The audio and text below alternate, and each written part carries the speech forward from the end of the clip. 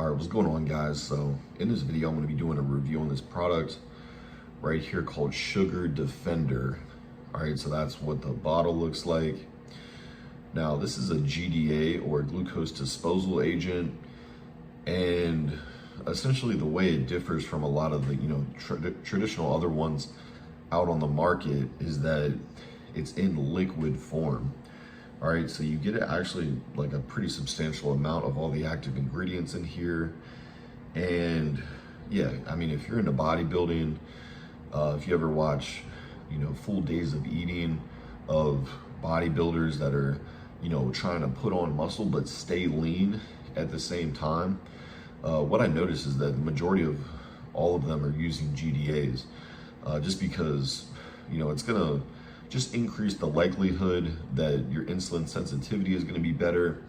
You're going to have a better response to your carbohydrate-rich meals, which as an athlete, as a high-performing athlete, you're consuming a ton of carbs, and you want to ensure that all that fuel is getting deposited into your muscle tissue, right?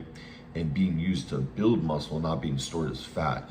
And so, given that you are having a lot of carbs, just implementing something like a GDA can take a little bit of, stress off your pancreas from having to, churn out insulin.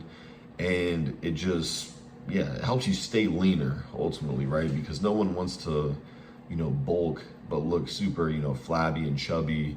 You want to stay lean. You want to be able to see, your cuts and still look full, right? So that's basically just what a GDA is used for. And honestly, I think that even if you're not a bodybuilder, any your biggest meal of the day, I definitely recommend just having a glucose disposal agent to ensure that the majority of the food that you are eating is going in the right places, and your nutrient partitioning is improved, and you're not getting much spillover, which is ultimately what we're trying to do with these kind of products. And given that there are, just at this point, there's so much research out there on just different ingredients, different products that can not only increase insulin sensitivity, but just regulate your blood sugar, enhance glucose uptake by your muscle cells,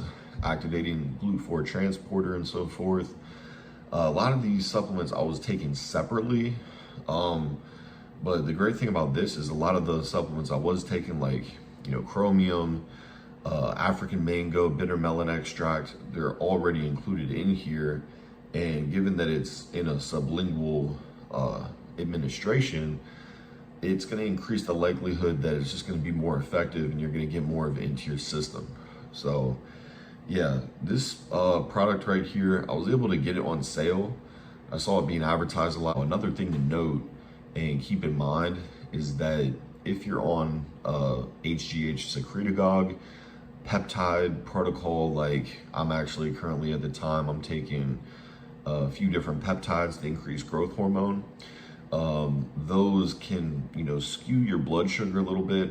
And it's definitely recommended to be on a blood sugar support formula if you are taking HGH, or you're on a peptide protocol or something like that. So that's something that you just want to keep in mind. And so from my experience, I actually use something called a NutriSense CGM, a continuous glucose monitor, where you put it on the back of your arm and you sync it up with your app, and it just gives you readings on your blood sugar throughout the day.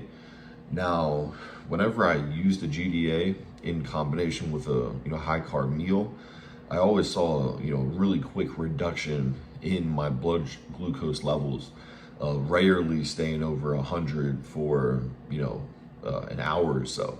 Normally, getting back to baseline levels within 2 hours, easy. From my experience, they definitely do work and have a lot of use in many different contexts, especially like